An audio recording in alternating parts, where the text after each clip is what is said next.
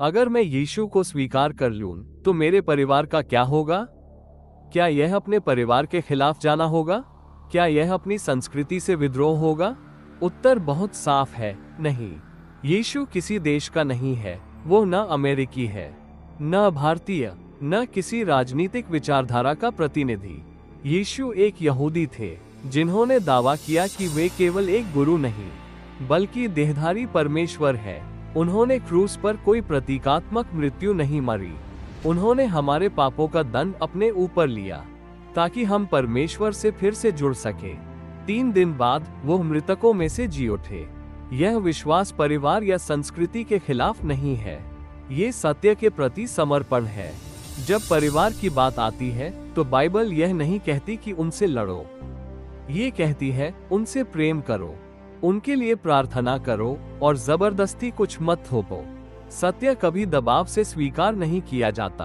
भारत में बहुत से लोग कहते हैं, मैं यीशु को भी मानता हूँ और बाकी सबको भी, लेकिन सत्य दोनों नहीं होता। जैसे सड़क पर आती हुई बस, वो आपको छुए भी और न भी छुए, ऐसा नहीं हो सकता। सत्य हमेशा या तो या होता है। और फिर सवाल उठता है, इतने सारे धर्म क्यों हैं?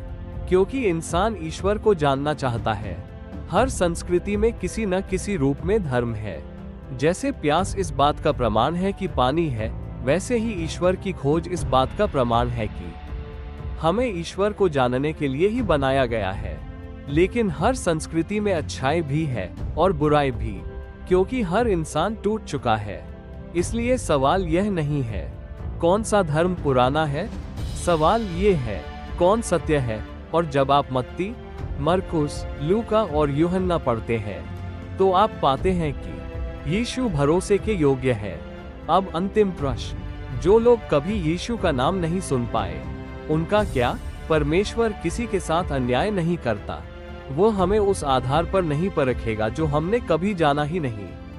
परमेश्वर न्याय भी है और करुणामय भी, लेकिन जिसने सत्य को देखा, समझा और फिर भी मुंह मोड़ा, वह जिम्मेदार है।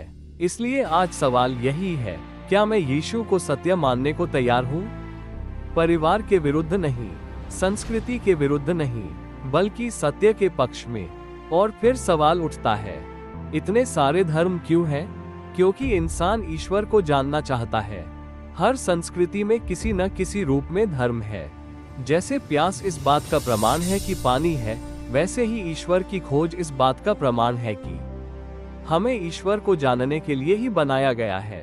लेकिन हर संस्कृति में अच्छाई भी है और बुराई भी, क्योंकि हर इंसान टूट चुका है।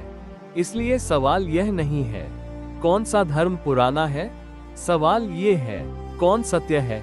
और जब आप मत्ती, मरकुस, लूका और यूहन्ना पढ़ते हैं, तो आप पाते हैं कि यीशु भरोसे के योग्य है। अब अंतिम प्रश्न, जो लोग कभी यीशु का नाम नहीं सुन पाए, उनका क्या? परमेश्वर किसी के साथ अन्याय नहीं करता। वो हमें उस आधार पर नहीं परखेगा जो हमने कभी जाना ही नहीं। परमेश्वर न्याय भी है और करुणामय भी, लेकिन जिसने सत्य को देखा, समझा और फिर भी मुंह मोड़ा, वह जिम्मेदार है। इसलिए आज सवाल यही है, क्या मैं यीशु को सत्य मानने को तैयार हूँ? परिवार के विरुद्ध नहीं, संस्कृति के विरुद्ध नहीं, बल्कि सत्य के पक्ष में।